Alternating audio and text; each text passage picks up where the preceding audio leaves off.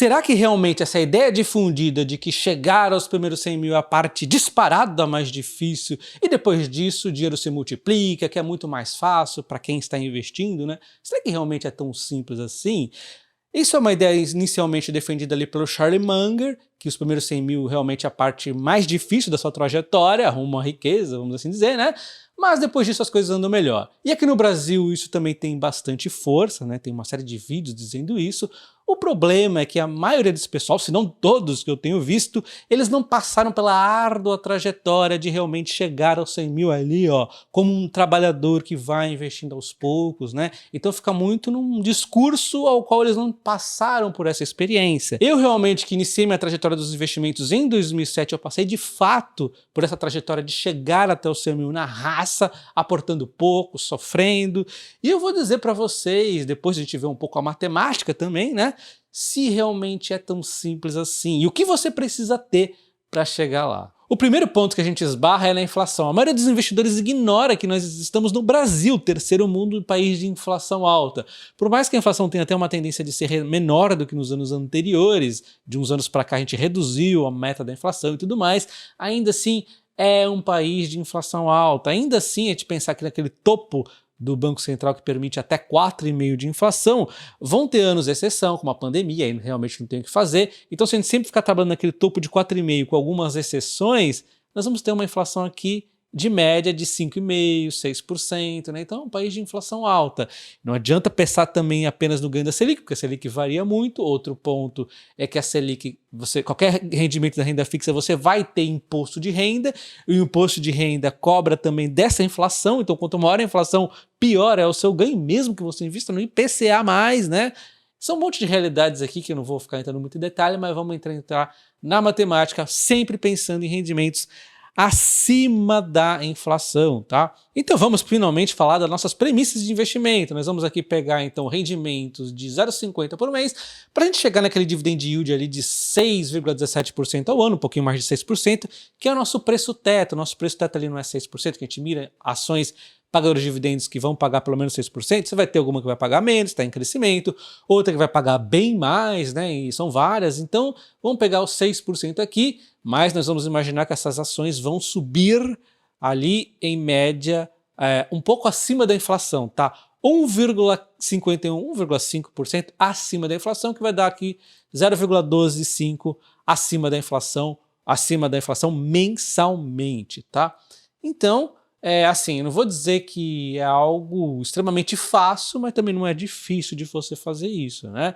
Você tem os dividendos isentos hoje em dia e tem a valorização, imaginando ainda que vai ganhar uns 51 acima da inflação. Então, se você considerar uma inflação no Brasil de 5%, a gente está considerando então que essa nossa carteira vai render 12,7% ao ano. Você vê que não é uma meta assim da mais básica possível, mas também não é uma meta tão difícil. Na renda fixa você não consideraria por conta do imposto de renda, por conta aqui de várias questões que eu não vou adentrar nesse momento. Mas é sim possível você ganhar 12,7% então investindo aqui em ações. Então talvez nesse momento você esteja pensando, caramba, mas minha carteira ganha muito mais dividendos do que 6%, ou de repente minha carteira valoriza muito mais do que 1,5% acima da inflação.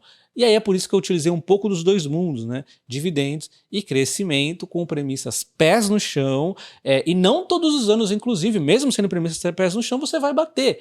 Vai ter anos que você não vai bater essas premissas e vai ter anos que você vai bater, mas tão forte que vai ver ela de binóculos, essas premissas. Então, esse é o primeiro ponto, né? Você imaginar esse gráfico de lucro subindo, de dividendo, tudo mais subindo gradativamente, não é tão verdade assim, principalmente de valorização. Vai ter vezes que você vai simplesmente despencar o seu patrimônio, né?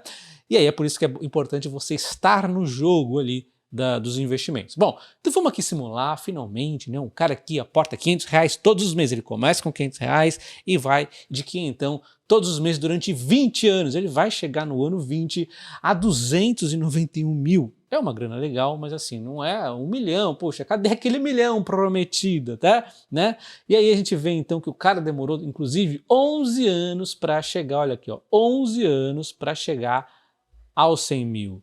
E realmente depois mais 9 anos para chegar a 291 mil, você viu que deu uma explosão realmente depois de 100 mil, porque os juros compostos vão trabalhando para você. Isso imaginando um cenário bonitinho de regularidade também, né? Pode ser que ele fique aqui caminhando com 105 mil durante 5 anos e de repente dá uma explosão que vai para 300 mil. Então, de novo, nós estamos imaginando um cenário mais bonitinho aqui, né? Então, olha só, o cara aportando R$ 500 todos os meses realmente foi muito difícil para ele chegar a 100 mil. E essa trajetória é verdade, eu passei por isso. Só que eu, no caso, fiz diferente. Eu comecei aportando forte, vi esse patrimônio disparar e aportei mais forte ainda. Praticamente joguei tudo que tinha, vi esse patrimônio despencar e subir, e disparar e não sei o quê, e depois pegar uma sequência de queda muito grande na Bolsa de Valores. Naquele período ali, fim de Lula 2 até Dilma 1 e 2, onde nós passamos ali por um período de recessão no Brasil e uma série de problemas aqui internos e principalmente na ação que era o maior peso da minha carteira, que era a Petrobras. Então olha só, aqui está a Petrobras, né? Eu vou pegar aqui desde 2007 aproximadamente, quando eu comecei a investir. Então cada candle desse aqui, cada barrinha aqui, representa um mês. Então olha só, no início eu pensava o quê? Eu sou o Warren Buffett brasileiro, né? Pelo amor de Deus, vão me entrevistar aqui porque eu sou o gênio. E é o que acontece, a bolsa simplesmente despenca, mas aí foi muito mais questão de commodity. Quando é questão de commodity, a recuperação acontece rápido muitas vezes, né? Commodity é volátil, recuperou, aí eu falei, não, agora então eu sou realmente o gênio. Só que o que acontece é que nós começamos os problemas internos no Brasil, né? Tanto interno da Petrobras, com a política destruidora que a empresa passou no governo Dilma, e fim de governo Lula, e também questões aqui do próprio Brasil que não estava indo muito bem. Então imagina só, você conseguiria ter, baseado no seu aporte inicial, que vamos pegar aqui em setembro, mais ou menos onde eu comecei, né? E você vê o seu dinheiro, cara, quase 10 anos depois, perdendo 76%, você conseguiria se manter vivo nessa empresa? Você conseguiria, você teria assim, força de vontade para continuar aportando nessa queda? Ou você diversificaria em relação aos seus aportes? O que você faria? Você tem que ter isso em mente. Qualquer empresa que você investe, ela pode passar por esse inferno e você tem que ter certeza quando for aportar uma quantia, principalmente no aporte inicial, né? Que você está aportando numa empresa que tem um cenário mais à frente bacana. E também é muito importante diversificação, né? Eu tinha ali 4 a 5 empresas, eu mantive durante muito tempo dessa minha trajetória essa quantidade de empresas, o que é bacana desde que não fosse muito focado em commodities como eu fiz, e sendo o maior peso a Petrobras e tendo essa dificuldade toda, né? Eu, no caso, não fui resistente de continuar aportando nesses fundos por conta de diversos problemas off-bolsa, né? Então aqui tem um erro também meu, né? Eu não tive essa perenidade de manter os aportes constantes, e voltei pelo menos aqui mais ou menos próximo do fundo a ter uma regularidade maior nos aportes na bolsa, e aí eu optei por diversificar da Petrobras. E recentemente, inclusive, vocês viram que eu me desfiz da posição da Petrobras. A segunda lição é que você passar por um período de mais de 10 anos, cara, eu tô falando aqui de mais de 10 anos, você passar por um sofrimento desse, você tem que ser forte o suficiente para não vender no primeiro momento que você tem um lucro bacaninha. Você tem que ficar resistente e entender que aquela tese ainda é bacana. Você lembra ali que o Bolsonaro também fez uma bagunça ali na Petrobras no comecinho ali, né? E cara, a empresa caiu, o pessoal mandou vender, eu fiquei pé da vida, com certeza, reclamei no canal na época, o canal era bem pequenininho ainda, né? Mas me mantive ali na empresa e ela me favoreceu, me retornando grandes altas, e aí realmente, recentemente, eu vi que eu poderia passar por algum período de falta de visibilidade do que aconteceria na empresa, e aí realmente eu realizei o lucro, mas assim, realizei com um lucro de verdade, né? Não um lucro aqui de 100% depois de mais de 10 anos seria pouca coisa, porque foi um período de muita inflação no Brasil, inclusive, seria quase como entregar um 0 a 0. Então vocês perceberam que essa trajetória de alta infinita é fake, a realidade pode trazer muito mais alta, inclusive, porém com grandes volatilidades, a depender também não só do Brasil, mas da empresa que você investe. Você tem que ter o quê? Conhecimento da empresa que você investe. Óbvio que múltiplos, fundamentos e tudo mais é muito importante, mas mais do que tudo é você conhecer a empresa. Por isso que você tem que estar atento aos projetos que ela faz, qual o setor, como é que as empresas desse setor atuam, é muito importante, né? É por isso que eu não me sinto tão confortável com a Petrobras, porque a política de preços após PPI, ela está funcionando relativamente ok? Tá. Eu tenho clareza de como essa política? Não. Então, logo, eu não gosto muito de seguir a Petrobras nesse momento, mas é uma opinião minha. A Petrobras continua sendo uma excelente empresa. Todas as petrolíferas brasileiras, na minha visão, são excelentes, tá? Mas você tem que ter outro ponto também. Apetite a essa volatilidade. Desde 3R, PRIO, ou seja qual for, até mesmo a Petrobras, vai ter muita volatilidade no caminho. Você tem que ter, peito para resistir às volatilidades. Eu vou admitir para vocês que às vezes dá vontade de seguir a manada dos youtubers, né? Porque dá muito mais view, dá muito mais crescimento, você falar como é maravilhoso, né? Olha só, cheguei em 100 mil em 2 meses, o negócio, o cara aporta ali uma grana gigantesca, né? Ou então o cara vai lá e fala, não, olha só, você aportando um pouquinho, você chega lá, e aí mostra esse gráfico bonitão que só sobe, sendo que na verdade é muito mais complexa. Só que isso não faz eu, de forma alguma, querer desanimar você. Eu estou querendo preparar você e garantir que a bolsa é o lugar certo, mas você precisa estar preparado. E é por isso que eu digo para você se cadastrar no meu curso de investimentos, porque lá eu vou te ensinar como que funciona de verdade o mundo dos investimentos, né? Como analisar uma empresa, para você saber tomar suas próprias decisões e ter confiança, porque esses cenários difíceis, eles vão acontecer e você tem que estar preparado. E, na verdade, minha recomendação é que você compre os meus 2 cursos, tanto de investimento, que vai te preparar a analisar as empresas, a analisar os fundamentos e tudo mais, mas também o meu curso de opções. Comprando os 2 juntos, você vai ver que vai fazer uma enorme diferença na sua trajetória de investimentos, porque as opções, como eu vou mostrar agora, elas podem trazer um diferencial muito bacana também, tá? E o grande bacana das opções é que cada dividendo adicional que você faz com elas, você não desconta da cotação. Então, um ganho que você tem ali de fato. Olha a diferença. Então vamos imaginar aqui um cenário onde o cara começa com 100 mil, e ó como já faz diferença aqui, né?